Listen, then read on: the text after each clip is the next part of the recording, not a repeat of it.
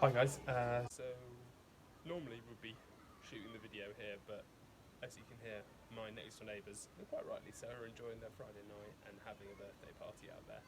And because of that, we're going to have to relocate. So I am back in my little slice of cleaning cloth as well, just there. But back on the patio, so you get to hear the squeaky gate at some point. But we're going to relocate, and today we are going to be trying Miles Mossop's Chenin Blanc, the introduction. So that's the wine.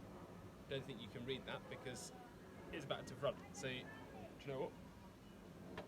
Cue the nice picture.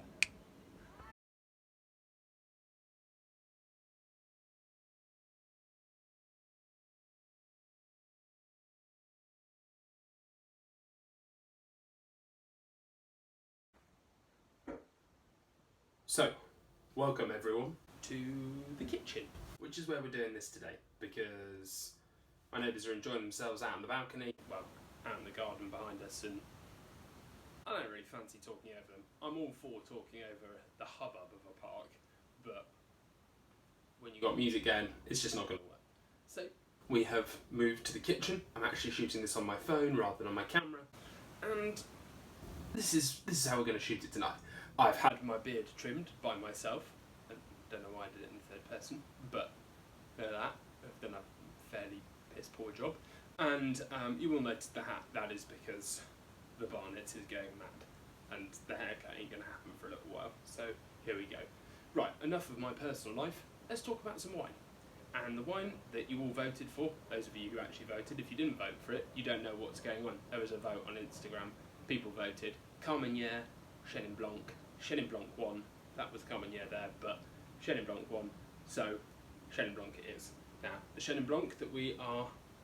Should I say Chenin Blanc one more time? Chenin Blanc that we are trying is bought from Oddbins. Thank you, Oddbins. Up at Barron's Court. And it is a Chenin Blanc from South Africa.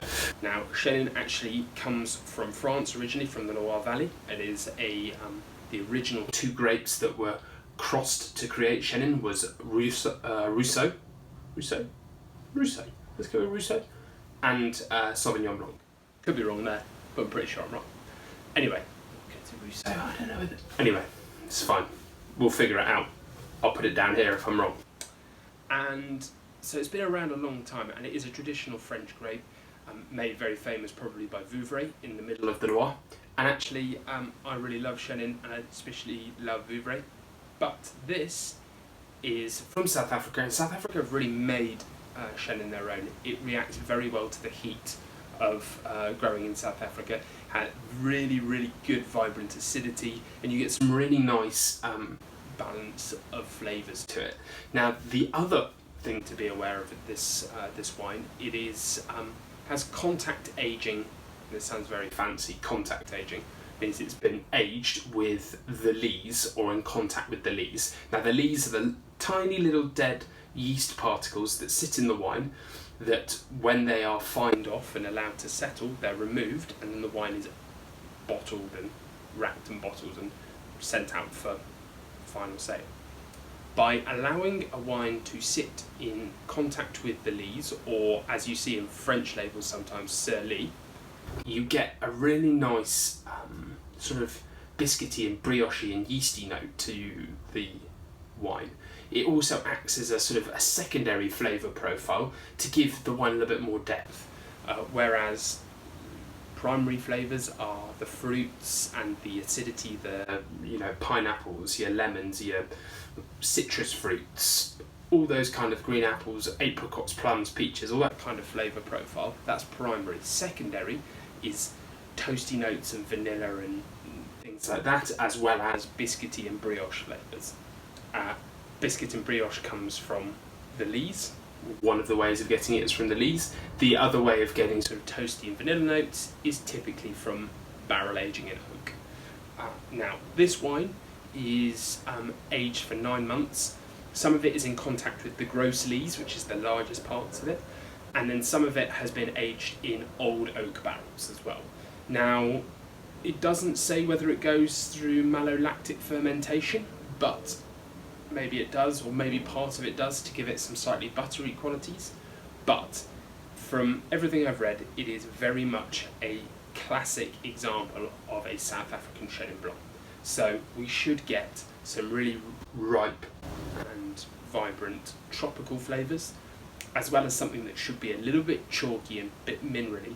That's come from the lees, but also from the fact that the soil where these are grown is very hard. It's very hard landscape.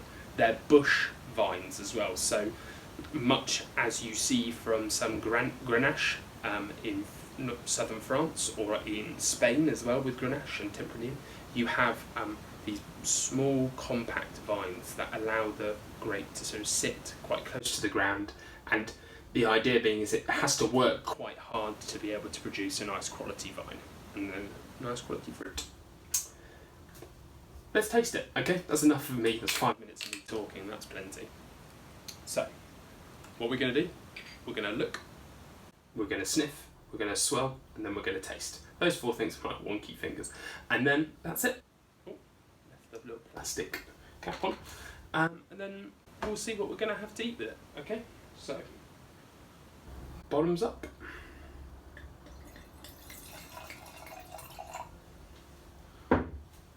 So let's see if you can see that colour. Look at that. Oh, this is actually not a bad camera angle, to be honest. Right, so you see that there? I think that is, it's pale lemon. It's lovely.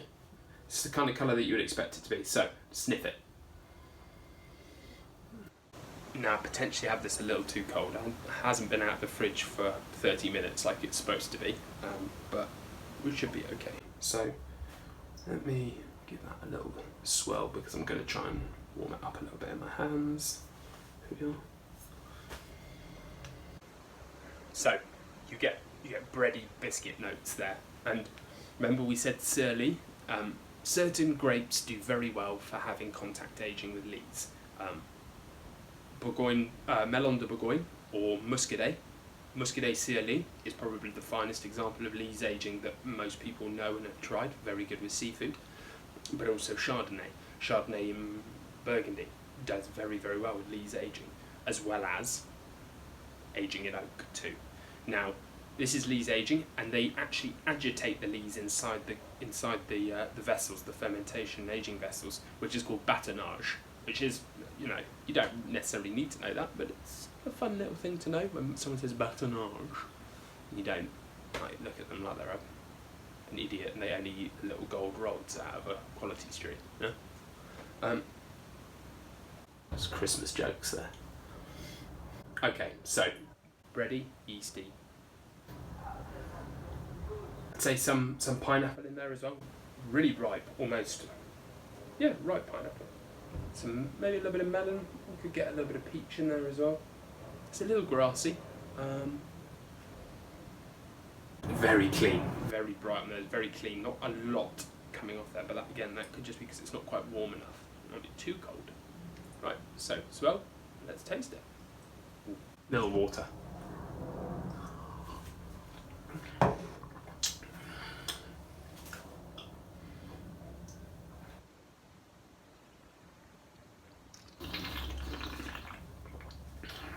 Mm.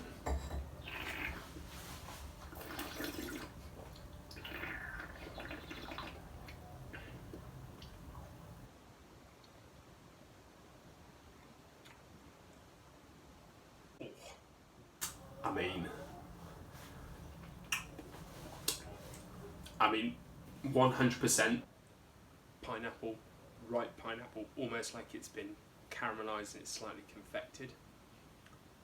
Slightly peachy note. Oh, really nice, pleasant acidity there as well. It's just, it's just nice warmth there. Now, Chenin Blanc does tend to have quite a lot of acidity, which this does, but it is not as high and as tart as some can be. It's really smooth, really well rounded.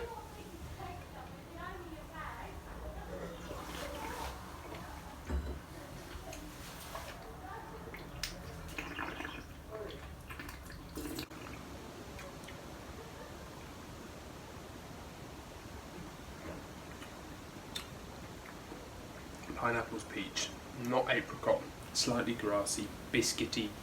It's not brioche, it's not really intense bread notes. It's, yeah, and it's slightly minerally as well, and it is minerally, it is chalky, it has that little sort of edge to it, which I find really appealing, and I think works with certain types of food and certain things.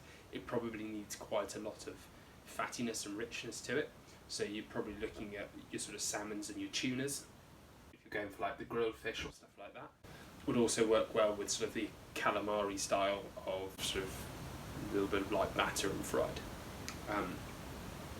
White meat wise, you could probably get away with pork with this as well, actually, and I don't know whether it would go well with Asian spicing, so things like with garlic and cumin and things like that. I don't think it would work as well, but I do think roasted white pork meats, maybe some garlic, a porchetta would be great, stuff like that, where you have that bit of richness and fattiness.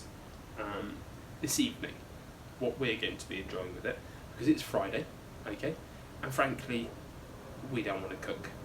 I've done a lot of cooking this week, so it's going to be the greatest of all the British foods, the fish and chip supper. It is Friday, it's fish and chips, that's what we're having. It's going to be perfect with this. It's a little greasy, but in a good way. Bit of fried fish, white fish, so it's a little bit less fatty intense, but lots of meaty notes and umami. You've got mushy peas, which are objectively one of the most delicious things ever, and then fried potatoes, because chips, who doesn't like those, okay? And that's what we're having. This is going to work really well. It's bright, it's light, it has lots of personality to it, and it's going to work well in a contrast of flavours. I don't know why I'm doing that, but I am. You can only see my head. And that's what we're having. This wine is superb, and it is everything you want, and actually you're really starting to get more of those aromas now it's warmed up a little bit, which is stupid of me, I should have done that better. But yeah, you've got actually reminiscent of a really good white Burgundy, white Chardonnay from white Burgundy Chardonnay from France. It has that richness on the nose, slightly creamy almost. Now, yeah, a bit yogurty as well.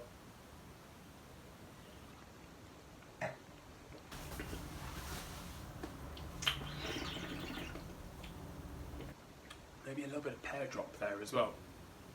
Something there. A little bit of really ripe red pears maybe. It's a delicious wine. You guys should all drink it and enjoy it, and definitely go to your local old bins, local shops, guys. Your local old bins, buy a bottle, enjoy it.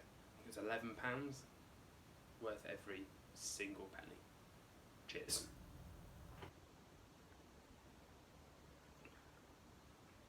Oh, and happy birthday to my neighbour Heidi. I hope she won't watch this, but if she does, happy birthday. You guys have fun.